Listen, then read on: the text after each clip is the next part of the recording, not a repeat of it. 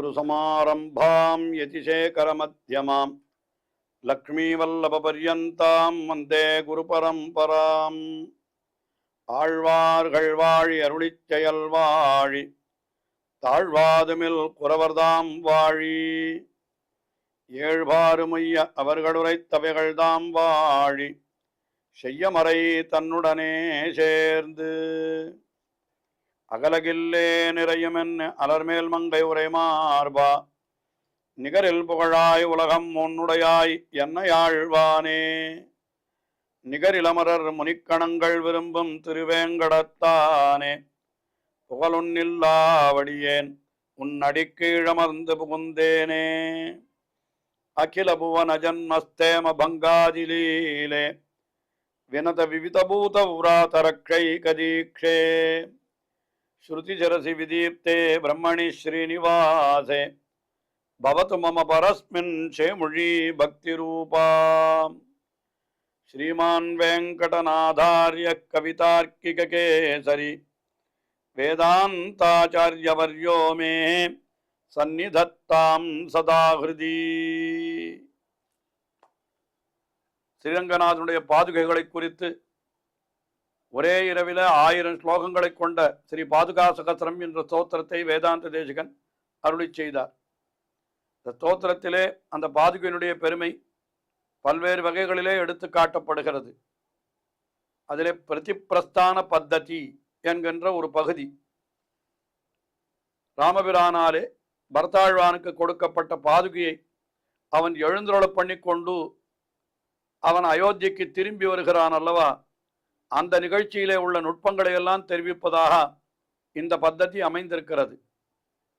அதிலே இப்பொழுது நாம் 139வது ஸ்லோகத்தை அனுபவிக்கிறோம்.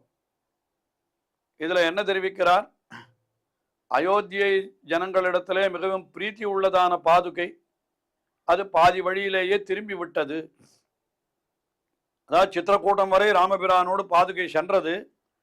ஆனால் அயோத்தியாவாசி ஜனங்களிடத்தில் இருக்கக்கூடிய பிரீத்தி காரணமாக அது திரும்பி வந்து விட்டது என்று ஒரு அர்த்தத்தை அவர் ஒரு விதமாக மிக அழகான கருத்தாக தெரிவிக்கிறார்.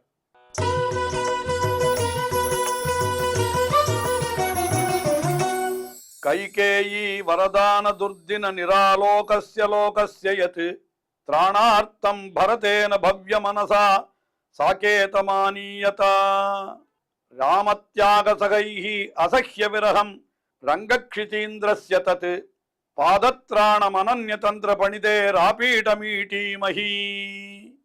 கைகேயி வரதான துர்தினம், அதாவது துர்தினம் என்னால் எது துர்தினம்? என்றைக்கு சூரியன் வெளிப்படவில்லையோ அன்றைய தினத்தை துர்தினம் என்று சொல்லுவார்கள். அதாவது சூரியன் ஆகாசத்திலே நன்றாக பிரகாசித்தால் அதுதான் நல்ல தினம், சுதினம். அப்படி சூரியன் வெளிப்படவில்லை, மேகங்களாலே மறைக்கப்பட்டு சாதாரணமாக மழையாயிருந்தால் அந்த காலத்தை துர்தினம் என்று சொல்லுவார்கள். என்ன காரணம் என்னால் மழை அவசியம்தான், இருந்தாலும் கூட எவ்வளவு வெயில் காய்ந்தாலும் வெளியிலே சென்று செயல்களை செய்பவர்கள் மழை பெய்தது என்றால் எங்காவது ஒதுங்கத்தான் பார்ப்பார்கள். இந்த மழையினுடைய தண்ணீர் மேலே விழுந்து விட்டால் என்ன செய்வது? அதனால் நமக்கு சில நோய்கள் வந்து விடுமோ என்று அஞ்சி மழையிலே வெளியிலே புறப்படுவதற்கு எல்லாரும் கொஞ்சம் பயப்படுவார்கள். அதனால என்ன சொல்லி வைத்திருக்கிறார்கள் என்னால் இந்த மழைக்காலத்தை அல்லது மேகங்களாலே சூரியன் மறைக்கப்படுகிற காலத்தை துர்தினம் என்றே சொல்லுகிறார்கள். துர்தினம் என்னால் இருளாயிருக்கிற நிறம் காலம் அது என்று பொருள். அதுபோல இந்த கைகேயி என்னைக்கு வரம் காட்டாலோ அன்னைக்கு அயோத்தியையே இருண்டு விட்டது. அதனால அயோத்தியைக்கு அதுதான் துர்தினம் என்கிறார். கைகேயி வரதான துர்தினம். ஏதாவது ஒரு கெட்ட நாள் நடந்ததுன்னு கெட்ட விஷயம் நடந்ததுன்னு வைத்துக்கொள், உடனே என்ன சொல்லுகிறார்கள்?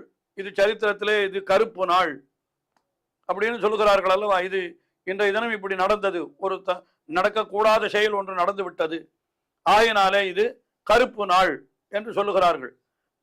அதுதான் துர்தினம், வேறொன்றும் இல்லை. அதே போல இந்த இடத்துல சொல்லுகிறார் கைகேயி வரதான துர்தினம்.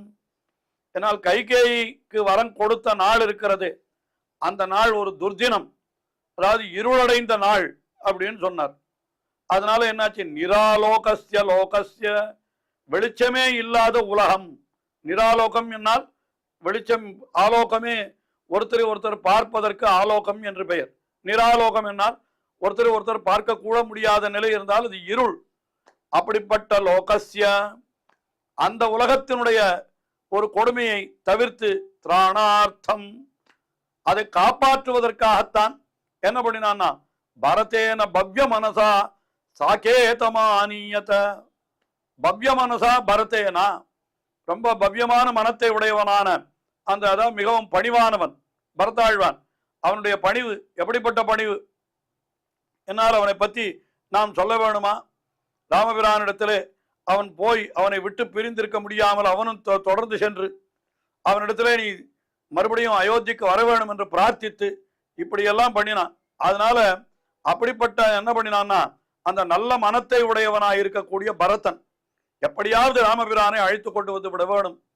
மூத்தவன் இருக்க இளையவன் நாம் ராஜ்யத்தை ஆளக்கூடாது. தாயாரே தமக்கு பரத்திலே அது பெற்றுக்கொண்டு கொடுத்தாலும் தான் ஆளப்போவதில்லை. அரசமர்தான் அடிசூடு மரசையல்லால் அரசாக எண்ணேன் மற்ற அரசுதானே என்று இப்படி இருந்தானே, இவன் தான் பவ்ய மனசா பரதேனா. பவ்ய மனசை உடைய பரதன் சொல்ற. அந்த அளவுக்கு யாருக்கு பவ்யத்தை இருந்தது? இத்தனைக்கு பார்த்தால் மூத்தவன் இளையவன் என்று சொல்லுகிறோம். எவ்வளவு வருஷம் இளையவன், எவ்வளவு வருஷம் மூத்தவன் ராமபிரான் என்று ராமாயண நிகழ்ச்சிகளை நாம் நன்றாக ஆராய்ந்து பார்த்தால், ராமபிரான் ஒரு வருஷத்தினுடைய மாசத்திலே ஒரு சித்திரை நட்சத்திரத்தன்று, அதாவது புனர்வசு நட்சத்திரத்தன்று பிறந்தான். அதற்கு மறுநாள் புஷ்ய நட்சத்திரத்தன்று பரதன் அவதரித்தான் என்று பார்க்கிற பொழுது ராமனுக்கும் பரதனுக்கும் எவ்வளவு நாள் வித்தியாசம்? ஒரே ஒரு நாள் வித்தியாசம். ஆனாலும் ராமபிரான் மூத்தவன், பரதன் தன்னை இளையவன் என்று கொண்டு ராமன் தான் ஆள வேண்டும், நான் ஆள மாட்டேன் என்று சொல்லுகிறான் என்று சொன்னால், இதை போன்ற ஒரு உயர்ந்த குணம் யாருக்கு இருக்கும்? அதனால பவ்ய மனசா பரதேனா. அப்படிப்பட்ட பரதனாலே என்ன ஆயிற்றுன்னு கேட்டார், சாகேதமா அநீயத. அந்த பரதன் என்ன பண்ணினான்? இந்த உலகத்தை எல்லாம் திராணார்த்தம், இப்படி ராமபிரானுடைய பிரிவாலே இருளடைந்து கிடக்கக்கூடிய அயோத்தியை அதற்கு ஒளியூட்ட வேண்டும் என்பதற்காகவே, அங்க இருக்கிறவர்கள் எல்லாம் அந்த துன்பத்தை மறக்க வேண்டும் என்பதற்காகவே சாகேதமா ஆனீத ஆனீயத, சாகேதம் ஆனீயத்தன், அந்த அயோத்தியக்கு சாகேத பட்டணம்னு பேர், அந்த ஊருக்கு ஆனீயத்தை அழைத்து எழுந்தருள பண்ணி கொண்டு வந்து விட்டான் என்று சொல்றார். அப்ப அவனை எழுந்தருள் பண்ணி கொண்டு வந்ததுனால என்ன ஆயித்துன்னு கேட்டார், கொஞ்சம் அயோத்தியில் இருக்கிறவர்களுக்கெல்லாம் ஒரு ஆறுதல் ஏற்பட்டது. இந்த ஆறுதல் ஏற்பட்டது. என்ன ஆறுதல்? அது சொல்லுகிறார் பாருங்கள். ராமத்யாக சகை ரசகைஸ்ய விரகம், அந்த ராமனை பிரிந்திருக்கிற ஒரு துன்பம் இருக்கிறது, அதை அசக்கிய அப்படின்னா அசக்கிய விரகம், அதை பொறுக்க முடியாத, அந்த விரகத்தை பொறுக்க முடியாத இருக்கிறவர்கள், அப்படிப்பட்டவர்கள் என்ன பண்ணினார்கள்னா, இதை பார்த்த உடனே கொஞ்சம் அவர்களுக்கு ஒரு ஆறுதல் ஏற்பட்டது. அதாவது சொல்றார், ராம தியாக சகைஹி, ராமனை விட்டு பிரிந்து இருத்தலை தரித்து கொண்டவர்கள், ஆனால் பாதுகையை விட்டு ஒரு கணமும் அவளால் தரித்திருக்க முடியவில்லையா. அதான் அசக்கிய விரகம். எதை அசக்கிய பொறுக்க முடியும் இருக்க, ராமனுடைய பிரிவை பொறுத்து கொண்டார்கள், ஆனால் பாதுகையினுடைய பிரிவை அவர்களாலே பொறுத்து கொள்ள முடியவில்லை. அதனால என்ன பண்ணினால்னா, இங்கே அனன்யதந்திர பணித்தேகே ஆபீடம், என்னால் என்ன, ஒருவரால் உண்டாக்கப்படாத வேதம் இருக்கிறது, அந்த வேதத்தினுடைய தலைக்கும் அலங்காரமாய் இருக்கிறது. எதுன்னு கேட்டா பகவானுடைய திருவடிகள். அதத்தான் ரங்கக்ஷிதீந்திர பாதத்ராணம், ரங்கக்ஷிதீந்திர பாதத்ராணம், ரங்கக்ஷிதீந்திரஸ்ய பாதத்ராணம். ரங்கக்ஷிதீந்திரன் ஸ்ரீரங்கத்திற்கு அதிபதியான ஸ்ரீரங்கநாதன், அவனுடைய பாதத்ராணம் என்னால் அவனுடைய திருவடிகளை காப்பாற்றுகின்ற பாதுகை, அதை ஈடி மகி, அப்படிப்பட்ட பாதுகையை நாங்கள் ஸ்தோத்திரம் பண்ணுகிறோம் என்று வேதாந்த தேசிகன் இந்த ஸ்லோகத்திலே தாம் பாதுகையை ஸ்தோத்திரம் பண்ணுவதாக அருளி செய்கிறார். சொல்லுகிற பொழுது என்ன சொல்லுகிறார்னு கேட்டால், அது எப்படிப்பட்ட பாதுகை என்று பார்த்தால், ராமனுடைய பிரிவை கூட பொறுத்து கொண்டார்கள் அயோத்தியிலே இருந்தவர்கள், ஆனால் ராமபிரானுடைய பாதுகையினுடைய பிரிவை அவர்களாலே பொறுத்து கொள்ள முடியவில்லை. அப்படிப்பட்ட பாதுகையை அவர்கள், அப்படிப்பட்ட பாதுகை அது, அது உலகத்திற்கெல்லாம் ரட்சணமாயிருக்கக்கூடிய பாதுகை, வேதத்திற்கும் அலங்காரமாயிருக்கக்கூடிய பாதுகை. அப்படிப்பட்ட பாதுகையை நாம் துதிக்கிறோம் என்கிறார் இந்த ஸ்லோகத்திலே வேதாந்த தேசிகன். இந்த இடத்துல ஒரு ஆச்சரியமான அர்த்தம் என்ன கொள்ளலாம் என்றால், ராமத்தியாக சகை ரசகசிய விரகம் என்று சொன்னார். அந்த பாதுகையானது ராமனுடைய பிரிவை கூட அயோத்தியாவாசி ஜனங்கள் பொறுத்து கொண்டார்கள். ஆனால் பாதுகையாலே அந்த பாதுகையினுடைய பிரிவை அவர்களாலே பொறுத்து கொள்ள முடியவில்லை என்று அப்படி ஒரு பொருளை சொன்னோம். இப்படியும் பொருள் சொல்லலாம். ராமன் கூட அயோத்தியாவாசி ஜனங்களை விட்டுட்டு அவன் போய்விட்டான். எதற்கு போனான்? காட்டிற்கு போகிறான், ராவண வதத்திற்கு போகிறான் என்று ஒரு வியாஜத்தை வைத்துக் கொண்டு 14 வருஷம் அவர்களை விட்டு பிரிந்து இருந்து விட்டான். ஆனால் அயோத்தியாவாசி ஜனங்களை பிரிவதற்கு பாதுகைக்கு இஷ்டமே இல்லை. ராமனுக்கு கூட அவ்வளவு கஷ்டமாக தெரியவில்லை. ஆனால் அயோத்தியாவாசி ஜனங்களை பிரிந்தால் எவ்வளவு துன்பம் என்று தெரிந்து, அதனால்தான் பாதுகை என்ன பண்ணிவிட்டனா, அந்த தன்னுடைய குடிமக்களிடத்தில் இருக்கக்கூடிய வாத்சல்யத்தாலே அயோத்திக்கு மறுபடியும் திரும்பி வந்து விட்டது அந்த பாதுகை என்று இப்படியும் நாம் பொருள் கொள்ளும்படியாக மிக அற்புதமான ஸ்லோகமாக அமைந்திருக்கிறது. இதற்கு அடுத்தபடியாக ஒரு ஸ்லோகம், அது 140வது ஸ்லோகம். அந்த ஸ்லோகத்துல என்ன சொல்லுகிறார்? இந்த பாதுகையானது அந்த அர்த்தத்தை தான் விவரிக்கிறார். இப்பொழுது நாம் சொன்னோமே, பாதுகையானது ஓடி வந்து விட்டது, தன்னுடைய குடிமக்களை ரட்சிக்க வேண்டும். ராமன் கூட விட்டுட்டு போயிட்டான், ஆனா பாதுகை விடாமல் ஓடி வந்தது என்று சொல்லுகிற பொழுது அதை ஒரு அழகான உதாரணத்தாலே நமக்கு இந்த 140வது ஸ்லோகத்திலே காட்டியருளுகிறார் வேதாந்த தேசிகன்.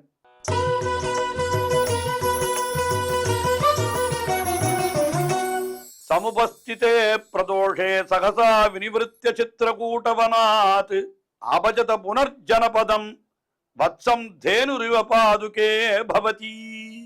பிரதோஷே சமுபஸ்திதே, அதாவது இந்த காலத்தில் மாடுகளை எல்லாம் மேய்ப்பதற்காக மேய்ச்சல் நிலங்களுக்கு அழைத்து கொண்டு செல்வார்கள். பிரதோஷம் என்னால் அந்த சாயங்காலம். இந்த சாயங்காலம் வந்து விட்டதானால் உடனே என்ன பண்ணும்னா, அத்தனை பசுக்களும் ஓடி வருமான் தன்னுடைய தான் இருக்கிற கொட்டலுக்கு. எதற்காக? தன்னுடைய குட்டிகள் அங்கே இருக்கும். அந்த அதாவது குட்டிகள் எல்லாம், அந்த கன்றுகள் எல்லாம் எங்க இருக்கும்னு கேட்டா அவங்களெல்லாம் அதனுடைய கொட்டல்களிலேயே இருக்கும். இது காலை வேளைகளிலே மேய்ச்சல் நிலத்திற்கு போனது. அந்த பிரதோஷ காலம் வந்தவாறு சாயங்காலம் ஆனவாறு என்ன பண்ணும்னா ஓடி வந்துடுமா, தன்னுடைய கன்றுகளை பார்க்க வேண்டும் என்ற கன்றுகள் இடத்துல இருக்கக்கூடிய அன்பின் காரணமாக அது ஓடி வந்துடுமா. அதுபோல இந்த இடத்துல பாதுகையும் திரும்பி வந்து விட்டது. என்னாச்சு? கார்த்தால ராமபிரானோடு சென்றது. ஆனால் உடனே அது என்ன பண்ணி எடுத்தோம்னா, அது தன்னுடைய கன்றுகளை காண்பதற்கு வருகின்ற தாய் பசுவை போல அயோத்தியாவாசி ஜனங்களை ரட்சிப்பதற்காக பாதுகை திரும்பி வந்து விட்டது என்று தான் பிரதிப்பிரஸ்தான பద్ధதி இல்லையா, அதனுடைய நிறைவு ஸ்லோகம் இது. அதுல இப்படிப்பட்ட அர்த்தத்தை காட்டுகிறார். சமுபஸ்திதே பிரதோஷே, பிரதோஷ காலம் என்கிற காலம் ஏற்பட்ட உடனே, சகசா வினிவிருத்திய, உடனே வினிவிருத்தியா திரும்பி வந்தது. எங்கிருந்து? சித்திரகூட்டவனாது, அந்த சித்திரக்கூட்டம் என்கிற காட்டிலிருந்து அந்த பாதுகையானது திரும்பி வந்தது. வந்து எதை அடைந்தது? புனர் ஜனபதம் அபஜதா, மறுபடியும் அந்த மக்களை தான் அடைந்து விட்டார். இந்த பாதுகாதேவி அடைந்து விட்டாளாம். அது எப்படி இருந்ததுன்னு கேட்டா, வத்சம் தேனுரிவ பாதுகே பவதி. ஹே பாதுகே, வத்சம் தேனுரிவா, அந்த தாய் பசுவானது எப்படி தன்னுடைய கன்றுக்குட்டியை அடைகிறதோ, எப்பொழுது மேய்ச்சல் நிலத்திற்கு சென்று சாயங்காலம் ஆன உடனே ஓடி வருகிறது. இந்த காலத்துல கூட இப்படி சொல்லலாமா? எல்லாரும் அலுவலகத்திற்கு செல்கிறார்கள், என்ன பண்ணுவது, வயிற்று பிழைப்பு என்று அங்கே போய் உட்கார்ந்திருக்கிறார்கள். அது முடிந்த உடனே அவசர அவசரமா ஓடி வருகிறார்கள். எதற்காக?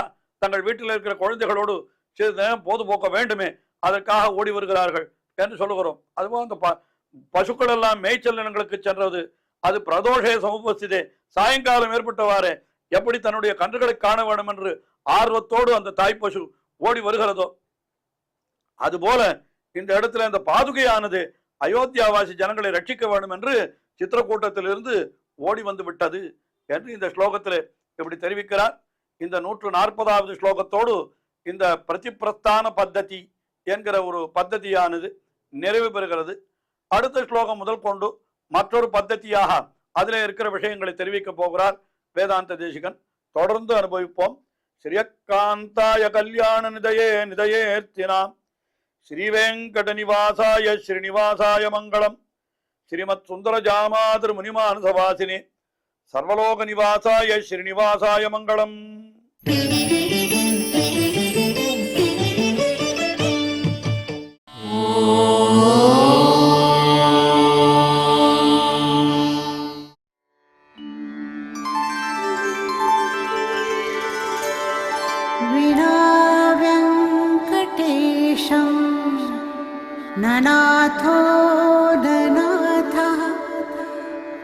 सदा वेङ्कटेशं स्मरामि स्मरामि।